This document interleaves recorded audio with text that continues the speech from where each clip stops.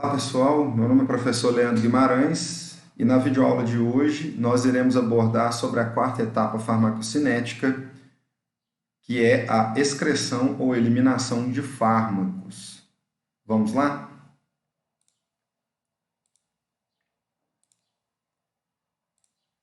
Então pessoal, chegamos à nossa última etapa farmacocinética, que se trata da excreção ou eliminação de fármacos, no qual iremos discutir algumas características importantes, né? Assim como nós discutimos quando abordamos sobre absorção, o objetivo da absorção dos fármacos, sobre a distribuição, o comportamento desses fármacos quando alcançam a corrente sanguínea até chegar à biofase, que é o local de interação com receptores biológicos, e a partir do momento que os fármacos promovem a modulação das suas funções, das funções fisiológicas que lhes cabem, a partir da formação do complexo estável e funcional fármaco-receptor, eles precisam posteriormente ser preparados pela biotransformação, que ocorre principalmente no fígado, em duas fases, né? Ou não, existem fármacos que não passam pelas duas fases, existem fármacos que passam pelas duas, e existem fármacos que são eliminados como droga ativa sem passar pela fase de biotransformação. Então, eles passando por essa biotransformação para inativar a droga e também torná-la menos lipossolúvel, mais hidrossolúvel, facilitando o seu processo de eliminação, principalmente pela via renal, que consiste na principal via de eliminação de fármacos, tá? Bom, mas é claro que existem outras vias de eliminação de fármacos, como, por exemplo, a via biliar fecal, onde o fármaco pode formar complexos com componentes da bile, como sais biliares, bilirrubina, formando complexos insolúveis, e esses complexos insolúveis são eliminados pelas fezes, certo? Por vezes, algumas bactérias intestinais podem hidrolisar as ligações entre esses componentes que formam o complexo e o fármaco sofrer reabsorção intestinal em relação a essa via biliar fecal, que é uma outra via de eliminação também, né? Nós temos outras vias de eliminação, como a via pulmonar para aquelas substâncias voláteis, por exemplo, eliminação pela saliva, pelo suor, a excreção de substâncias no leite materno e, consequentemente, a eliminação das substâncias. Então, nós temos outras vias também de eliminação de fármacos, mas a via que mais se discute e que está mais envolvida na remoção dessas moléculas do nosso organismo é a via renal, através da incorporação dos fármacos no filtrado urinário e eliminação dos mesmos através da urina pelo ato da diurese, certo? Se lembrarmos aí da fisiologia, são três as funções desempenhadas pela unidade funcional dos rins, chamada néfron, que caracterizam a nossa função renal, ok? Então são elas: a filtração glomerular, secreção tubular ativa, reabsorção tubular passiva, ok? A filtração glomerular é um mecanismo pelo qual o fármaco chega pela corrente sanguínea e vai passar pela membrana glomerular, pelo glomérulo, né? E posteriormente alcançar o lúmen do túbulo proximal e incorporar-se ao filtrado urinário. A secreção tubular ativa, o fármaco ele vai da corrente sanguínea e alcança diretamente o lúmen do túbulo por um processo de transporte ativo, transporte de ácidos e bases que existe ali nas células peritubulares, né? Então, o fármaco sai da corrente sanguínea, diretamente da corrente sanguínea, perpassa pelos capilares peritubulares a partir desses sistemas de transporte ativo, né, de ácidos e bases, e alcança, então, o lúmen do túbulo proximal e incorpora-se ali ao filtrado urinário. A reabsorção tubular passiva não é um mecanismo de secreção propriamente dito de substâncias, mas sim de reabsorção a nível tubular de substâncias, né? Então, muitas substâncias no nosso organismo sofrem reabsorção, como aminoácidos, glicose, como água, por exemplo, né? E eventualmente os fármacos podem também sofrer reabsorção tubular e entrar novamente em circulação, certo? Bom, então, como eu havia dito, a via renal é a principal via de eliminação dos fármacos no nosso organismo. Os metabólitos, então, eles são eliminados mais rapidamente do que o fármaco original. Isso quer dizer que, quando o fármaco passa por um processo de biotransformação, tem essa característica de passar pelas fases da biotransformação, esse sistema metabólico, digamos, né, assim, que é a fase da biotransformação, prepara as drogas, modifica quimicamente as drogas de maneira que essas drogas elas sejam mais facilmente eliminadas por estarem inativas, por estarem mais hidrossolúveis, certo? Então elas são mais facilmente eliminadas do nosso organismo. Então, pessoal, aqui tem uma imagem do glomérulo, né? Só para que vocês possam relembrar dessa estrutura da unidade funcional dos rins, chamado de glomérulo. Então, nós temos aí o glomérulo, né, que é envolto por uma cápsula chamada de cápsula de Bowman, onde ocorre a filtração de todas as substâncias de baixo peso molecular. Então, eventualmente, alguns fármacos podem sofrer o processo de filtração glomerular, desde que essas moléculas desses fármacos sejam moléculas de baixo peso molecular, moléculas menores, tá certo? Logo após a membrana glomerular, o glomérulo, nós temos o túbulo proximal, onde ocorre secreção ativa de algumas drogas, como eu disse anteriormente, né? Especialmente aquelas drogas que têm caráter de ácido fraco. Então, existem sistemas de transporte de ácido e base presente ali nas células tubulares, né? Na membrana das células peritubulares. O fármaco consegue, a partir da corrente sanguínea, difundir-se através desses sistemas de transporte ativo de ácidos e bases presentes ali nas células peritubulares, nos capilares peritubulares, e alcançar o lume do túbulo, incorporando-se então com o filtrado urinário. Ok? No túbulo proximal também ocorre a reabsorção de água. Aí, logo após o túbulo proximal, nós temos a alça de Henle, que especificamente ocorre a absorção de água. Após essa alça de Henle, nós temos o túbulo distal, onde ocorre a excreção passiva e reabsorção de algumas drogas mais lipossolúveis, né? Ou seja, aquelas drogas que são eliminadas como drogas ativas, por exemplo, que geralmente são drogas lipossolúveis, existe um grau de lipossolubilidade interessante, por elas não terem passado, não ter essa característica de passar pelas fases de biotransformação, elas podem eventualmente ser reabsorvidas ali a nível de túbulo distal. E no túbulo distal também ocorre a reabsorção de água, e nós temos aí os tubos coletores ou ductos coletores, onde ocorre a reabsorção de água também, finalizando assim as estruturas do néfron. Então tá aí uma imagem mostrando a estrutura do néfron para que vocês tenham uma visão geral e recordem sobre esses mecanismos, ok? Bom,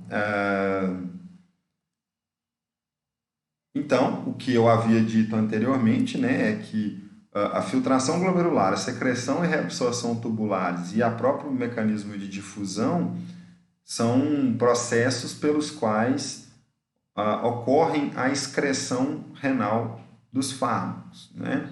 A filtração glomerular permite a passagem apenas de moléculas de baixo peso molecular, de moléculas menores, né? Então, as drogas também que têm uma alta taxa de ligação às proteínas plasmáticas são muito pouco filtradas, porque elas vão acabar tendo um peso molecular maior devido presença das próprias proteínas plasmáticas, certo? Na secreção tubular, as drogas elas saem da corrente sanguínea então e alcançam a luz tubular através da difusão por sistemas de transporte de ácido e base pelos capilares peritubulares e alcançam então o lúmen dos tubos proximais. Esse processo de secreção tubular ele é muito importante. Por quê? Porque esse processo é responsável por aproximadamente 80% da secreção dos fármacos através da via renal. Então, guardem bem esse dado, guardem bem as informações expostas nesse slide, né, que eu estou apresentando para vocês. Aproximadamente 80% dos fármacos utilizados clinicamente são eliminados pela via renal através do processo de secreção tubular ativa, no qual os fármacos difundem-se através dos capilares peritubulares utilizando sistemas de transporte ativo de ácidos e bases e alcançam então a luz tubular e são incorporados no filtrado urinário e assim são eliminados pela urina através do ato da diurese, ok, pessoal? Bom, então tá aí, né, o que eu disse basicamente em relação ao sistema de transporte, né? Nós temos transportes de ácidos e bases, que são transportes ativos, que estão presentes ali no túbulo, né? No lúmen do túbulo, que realiza, então, essa passagem dos fármacos da corrente sanguínea diretamente para a luz tubular. Tá certo? Bom, existe o sistema de difusão também através dos túbulos, né? Entende-se por difusão um mecanismo de transporte através da membrana de maneira simples, sem a utilização de transportadores, né, de proteínas transportadoras. E é claro que isso muito vai depender da característica de lipossolubilidade ou de hidrossolubilidade das moléculas do fármaco, né? Se as moléculas são muito lipossolúveis, elas são lentamente eliminadas, e se elas são mais hidrossolúveis, rapidamente eliminadas, devido à característica da urina ser hidrossolúvel, né? Então, quanto mais hidrossolúvel for o fármaco no momento da excreção por via renal, mais rápida é a velocidade de eliminação dessa molécula. Porque nós temos que lembrar que a urina ela é formada principalmente por água, e a água é polar, né? Então, quanto mais hidrossolúvel for a molécula, mais rápido é a eliminação da substância. É um raciocínio distinto de quando a gente pensa na etapa de absorção. Para a absorção, como os fármacos precisam transpor barreiras biológicas, né? E essas barreiras biológicas, que são as membranas plasmáticas, membrana plasmática celular, membrana plasmática de capilares sanguíneos, elas são formadas por bicamada fosfolipídica.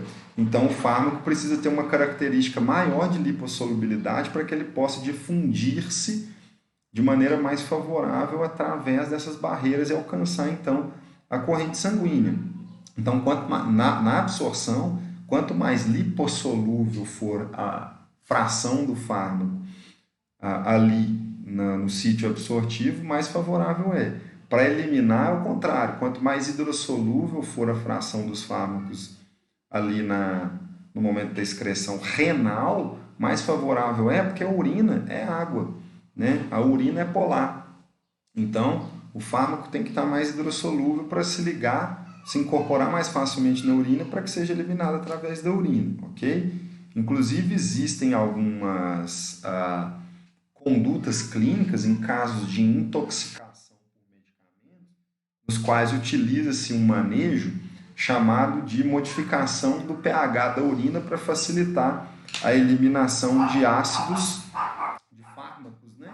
De substâncias que apresentam um caráter de ácido ou base fraco, certo?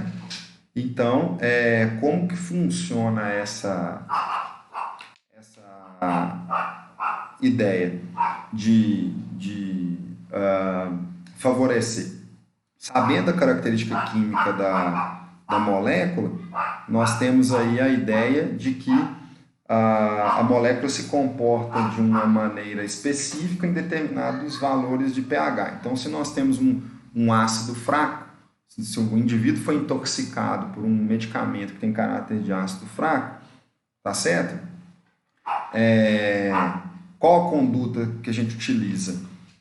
alcalinizar ou acidificar a urina, por exemplo. Nós temos que pensar que no momento da eliminação nós temos que garantir um maior percentual de formas iônicas. Então, para que eu possa ter um maior percentual de formas iônicas no momento da excreção de uma substância que tem características de ácido fraco, eu preciso alcalinizar a urina, porque eu alcalinizando a urina, eu vou gerar um desequilíbrio iônico ali frente às duas substâncias, o fármaco e a urina, e isso vai favorecer uma maior ionização, né, de um ácido fraco, liberando então maiores formas iônicas e favorecendo assim uma maior eliminação da substância. Isso ocorre também no pensamento inverso, né, quando a gente está intoxicado, por exemplo, por uma substância que tem caráter de base fraco. Então a gente tem que acidificar a urina para proporcionar as mesmas características, ok? Certo? Esse gráfico aqui mostra um pouco em relação a isso. Isso aqui é um gráfico mostrando a eliminação do fenobarbital em urinas, né, de cachorros, né, de caninos. Então, no gráfico à esquerda de vocês, nós temos aí duas curvas, né? Nós temos uma curva em azul, mais ascendente, digamos assim, e uma curva em vermelho, que está um pouco mais linear, um pouco menos ascendente, né? Bem menos ascendente do que a curva em azul, e o gráfico é o seguinte, é o clearance, né? Ou seja, a depuração pelo volume de urina em ml por minuto, ou seja, o quanto da substância que está sendo eliminada em ml por minuto através do sistema renal, através da diurese, certo? Então percebam que o azul é uma urina alcalina, né? A curva de uma urina alcalina, e o vermelho é a curva de uma urina ácida. Então percebam que na urina alcalina o fenobarbital tem uma maior taxa de eliminação em comparado com a urina ácida, né? Então isso é nítido. Então aqui, ó, o último ponto aqui de coleta, você tem um clearance de 40, né? Enquanto que no último ponto da urina ácida, você tem um clearance aproximadamente de 9 ml por minuto. Então eu elimino muito mais, é muito mais favorável, muito mais rápido a eliminação do fenobarbital em uma urina alcalina do que em uma urina ácida. Isso significa que o fenobarbital ele é um fármaco que tem uma característica de ácido fraco, porque se eu elimino ele mais rápido em uma urina alcalina, isso significa que nesse momento, quando ele entra em contato com a urina alcalina, com o ambiente alcalino da urina, ele tem um maior grau de ionização, libera mais formas hidrossolúveis que são mais fáceis de serem incorporadas na urina e, consequentemente, a eliminação vai ser mais favorável. Se aqui eu tenho um maior grau de ionização, isso significa que o fenobarbital vai ter um caráter de ácido fraco, né? Então, essa é a interpretação que se faz em relação a esse gráfico aí, que é interessante para mostrar para vocês. Tá certo? Bom, o clearance, né, pessoal, que é o que está mostrando no gráfico aqui, ó, né, que é o clearance de ml por minuto, é a taxa de eliminação de uma substância do nosso organismo a partir do processo de filtração glomerular. Então, o clearance é um dos parâmetros biológicos, né, farmacológicos também, que ajuda no planejamento posológico, né, dos fármacos, né, e mede, então, a nossa capacidade de filtração glomerular frente a uma substância, mede a taxa de filtração glomerular de determinadas substâncias. Então, juntamente com o clearance, um outro parâmetro muito utilizado também para as determinações posológicas é o tempo de meia-vida, no qual nós já discutimos, né, a diferença entre tempo de meia-vida e vida média plasmática, não é mesmo? Ok? Então, isso aqui nós já abordamos em um outro momento, em uma outra aula, tá? Então, O outro modo de excretar uma substância, além da via renal, é conjugação da substância com alguns componentes da bile, né, como a bilirrubina ou sais biliares, formando complexos insolúveis e sendo eliminados através das fezes, lembrando que esse complexo pode sofrer hidrólise intestinal por bactérias e a molécula, então, entrar novamente em circulação interhepática, sofrer recirculação interhepática, ok? Certo? Então, pessoal, espero que vocês tenham aproveitado aí a nossa videoaula de excreção de fármacos, né? Deixei um material postado também para vocês na nossa sala Conexão, tá? Essa aula, inclusive, está lá na sala Conexão, certo? E na próxima semana iremos discutir a respeito de alguns casos clínicos envolvendo as etapas farmacocinéticas para a gente ver um pouquinho disso na prática, ok? Então vamos mantendo nosso contato através deste canal, né? Principalmente Sala Conexão, e nós também temos especificamente para a disciplina de farmacodinâmica a nossa página lá no AVA, no Moodle, né? O Moodle está tendo algumas instabilidades por causa da questão de conexão, mas de qualquer forma vou deixar tudo na Sala Conexão também, tá? E vamos então nos comunicando através desses canais. Então, até uma próxima videoaula e bons estudos!